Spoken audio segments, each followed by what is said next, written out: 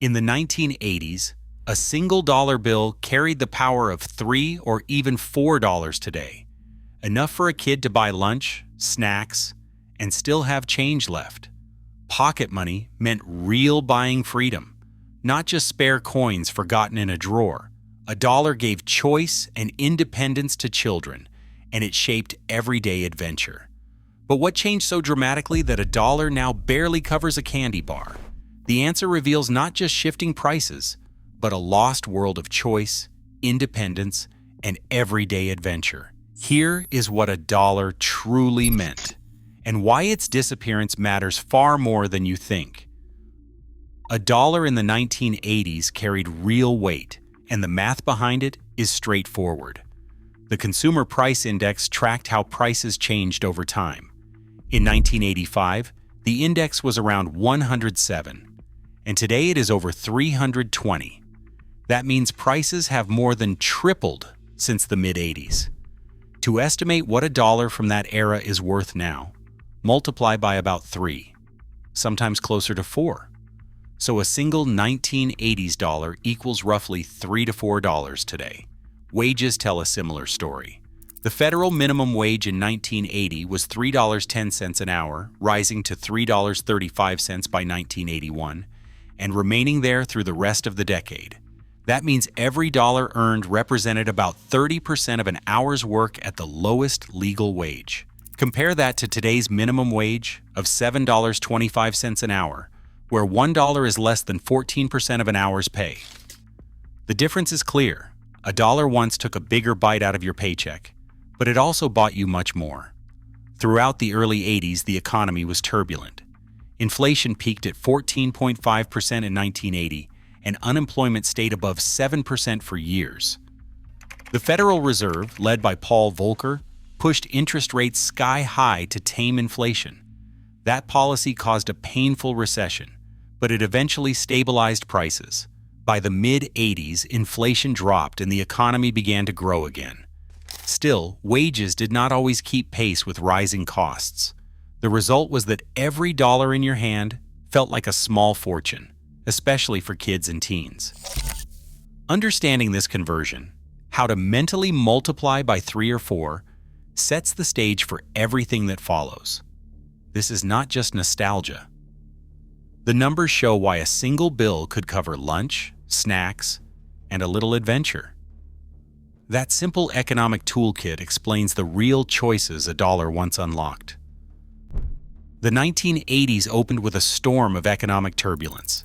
In 1980, inflation soared to 14.5%, a level that pressured paychecks and sent prices climbing almost overnight. Unemployment stayed stubbornly high, with more than 7% of Americans out of work for much of the early part of the decade. The Federal Reserve under Paul Volcker responded with a bold strategy. Interest rates shot up, peaking above 20%. These aggressive hikes slowed the economy even further, tipping the country into a double-dip recession. Factories closed, mortgage payments ballooned, and families felt the squeeze as both jobs and the value of their dollars seemed to slip away. Yet this tough medicine began to have an effect. By 1983, recovery was underway, and inflation dropped into the low single digits. The economic mood shifted as growth returned, and businesses started hiring again. The second half of the decade saw steady expansion, with GDP rising and consumer confidence rebounding. People who had weathered the early years of layoffs and high prices now found more stability, but the scars of those tough times lingered. Wages did not always keep up with the cost of living, and many households learned to stretch every dollar, making careful choices at the grocery store and beyond. Throughout the 1980s, the tension between rising prices and slow wage growth shaped daily life. Even as the economy improved, the lessons of the recession stuck with families. The dollar remained a powerful symbol, something to be saved, spent wisely, and counted closely. This backdrop explains why every small purchase, every trip to the store or fast food counter felt so significant. The era's economic swings created an environment where a single dollar could open doors or close them, depending on how carefully it was managed. Walking into a grocery store in the 1980s, a single dollar bill meant real options. A loaf of bread sat on the shelf for 60 or 70 cents, depending on the week and which chain was running a price war. Eggs, stacked in their foam cartons, hovered around 80 to 90 cents a dozen. Milk was usually $1.50 for a full gallon, but weekly specials sometimes brought it even lower. That meant a dollar covered most of the cost, and a few coins from the couch could make up the rest. The checkout counter was a place where small choices mattered. A kid sent to the store could walk out with a loaf of bread and still have enough for a candy bar or a soda. Those treats sat near the register, tempting at just 25 to 35 cents each.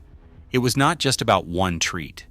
Pocket change could buy a can of cola and a chocolate bar, and still leave enough for a gumball. The math felt empowering. A dollar was not a limit. It was a starting point for a handful of snacks or a basic meal. Receipts from the time read like a diary of daily life. Bread, 67 cents. Eggs, 88 cents. A can of soda, 29 cents. Candy bar, 30 cents. The totals were small, but the impact was big. For a Gen X kid, a dollar meant freedom to choose, whether it was picking out a favorite snack or helping the family by grabbing a staple on the way home from school. Even with prices climbing after the early recession, grocery stores competed to keep basics affordable, and the dollar bill stayed powerful at the counter. The sensory details linger: the sharp beep of the register, the soft crinkle of a paper bag, the feel of coins counted out by hand. In that world, a dollar could fill a lunchbox or a backpack with more than just food. It carried a sense of possibility. Fast food in the 1980s was a world of bright menu boards and jingling coins where a single dollar unlocked real choices.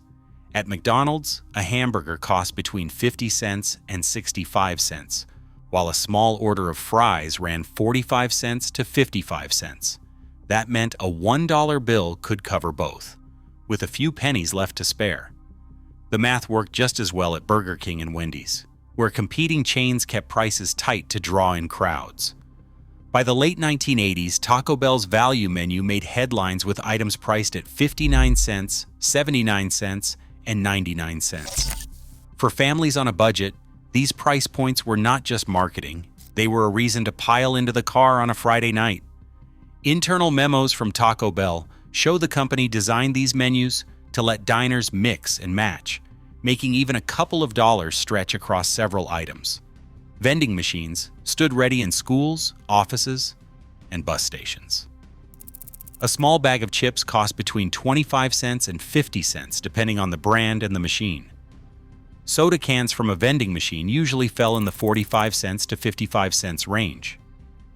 A dollar in coins could buy a snack and a drink, or two of either without the need for extra change. Kids and teens learned to break their bills into quarters, tucking them into pockets for after-school stops at the corner store or the rec center. These quarters and the ability to make exact change became a simple kind of independence for young shoppers. Allowance diaries from the era show how far these choices went. A weekly $2 allowance could fuel multiple snack runs, with kids sometimes skipping a day to save up for double treats later in the week. The fast food counter and vending row became places where a single bill meant independence and variety. Whether it was a quick lunch, an after-school snack, or a late-night craving, a dollar brought options and the feeling that you could always get something, even if you only had one bill in your wallet. After school in the 1980s, the local arcade was a magnet for kids with pockets full of quarters. Each game cost just 25 cents, a fixed price that hardly budged all decade. 4 plays for $1 meant real time with Pac-Man, Galaga, or Donkey Kong. And the clatter of coins dropping into machines became a kind of soundtrack for the era. Arcade owners, always balancing profit with fairness, sometimes tweaked game difficulty to keep kids coming back. But the quarter per play standard held strong. An owner from that time put it simply, "A dollar kept a kid busy for half an hour and kept my place full every afternoon." Movie theaters, on the other hand, felt like a bigger commitment. Tickets averaged $3.50 by the middle of the decade, so $1 only covered about 1/3 of the price. For most teens, that meant pooling money or saving up for the weekend, when matinee deals or double features stretched every cent. The real revolution arrived with video rental stores. Early in the decade, renting a VHS tape cost $3 to $5 a night, putting movie night out of reach for a single bill. But by the late 1980s, Blockbuster and independent shops were advertising catalog rentals for just $1 or $2. A memo from a video rental manager in 1989 captured the moment. Lower prices mean more movies going out the door, but we have to keep up with Blockbuster or close. The drop in rental prices turned home movie night into a regular treat, and $1 became the ticket to a favorite film, not just arcade fun. The shift from public play to private viewing was underway, with every quarter and dollar shaping the way a generation experienced entertainment. A single dollar could transform an ordinary afternoon for a kid in the 1980s. In the world of comics, that green bill covered the latest issue of Spider-Man or Batman. Cover prices started at 60 cents and crept up to 75 cents by the end of the decade. Baseball cards and garbage pail kids packs lined store counters at 50 to 75 cents, often with a stick of gum tucked inside. Gumball machines, stationed by grocery exits and toy aisles, delivered a plastic capsule or a jawbreaker for just a quarter. For those with a sweet tooth or a taste for novelty, 25 to 50 cents bought a sticker, a puffy eraser, or a tiny toy, all within arm's reach of the checkout. The choice was real, not just symbolic, and that choice mattered to kids deciding how to spend a single bill. Hot Wheels cars stood out as the gold standard of affordable fun, priced at 99 cents at Kmart or Toys R Us. Many kids remember clutching a dollar and scanning the racks, weighing the merits of a new model against a pack of cards or a comic book.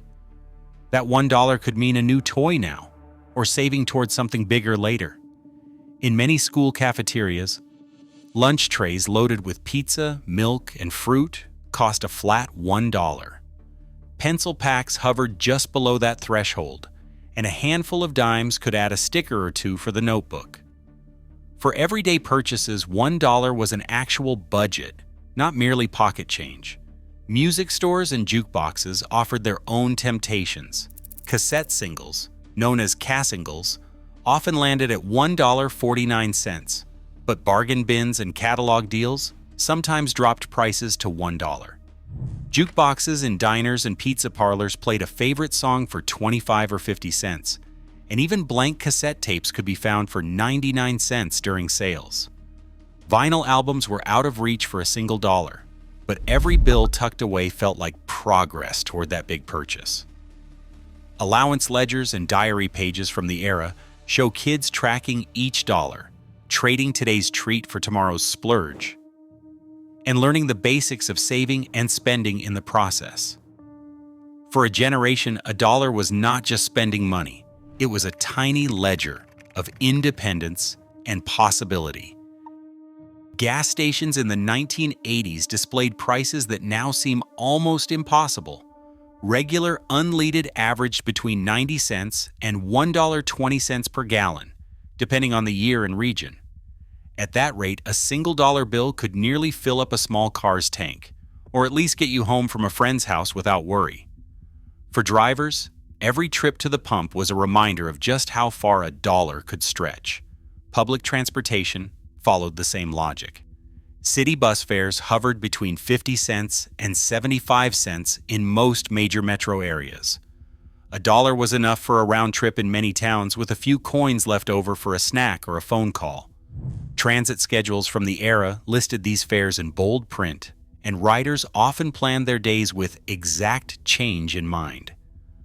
No reloadable cards, no smartphone apps, just a handful of coins and a paper timetable folded in a back pocket.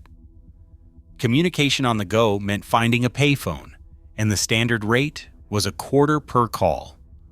Phone booths lined street corners, gas stations, and shopping centers, each one marked with a 25-cent sign above the coin slot. 4 quarters or a single dollar bill broken at the counter gave you 4 calls, enough to check in with parents, coordinate a ride, or call for help if your plans changed. For teenagers, quarters were the currency of independence. Many carried rolls of them, sometimes in plastic coin tubes clipped to a belt or tucked into a backpack. These coins powered not just payphones, but also arcade games and vending machines. The world ran on quarters, and a dollar's worth was a ticket to movement, connection, and freedom. Across town. A $1 bill in the 1980s was more than just a way to buy food or fun. It was the first step toward a new look or a personal style.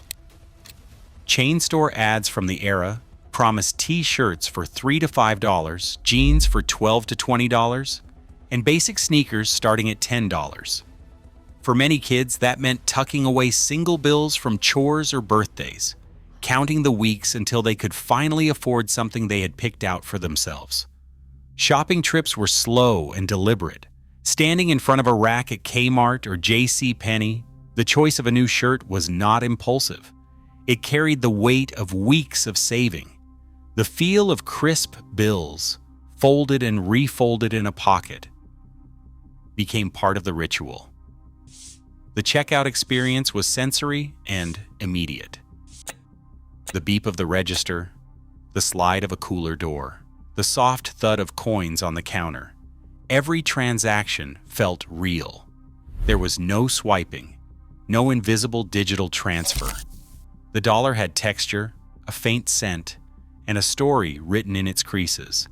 Small items like socks, hair ties, or even a single pair of shoelaces were all priced to be within reach for a kid with $1. Penny candy bins and 99-cent racks lined the aisles, offering a sense of abundance that is hard to find today. As digital payments replaced cash, and as prices for even the simplest goods climbed, the experience of saving, spending, and owning something bought with a single bill has faded. The memory of that tactile exchange, the sound, the feel, the sense of pride, belongs to a different era, when $1 was a ticket to participation, not just a rounding error in an app. Today, a single dollar buys less than 1/3 of what it did in the 1980s, a reality shaped by nearly 300% inflation and stagnant minimum wage growth. As cash use fades and prices climb, the meaning behind small bills quietly disappears. What we lose is not just buying power, it is a sense of everyday agency. In a world of rising costs, value is measured not just in money, but in memory.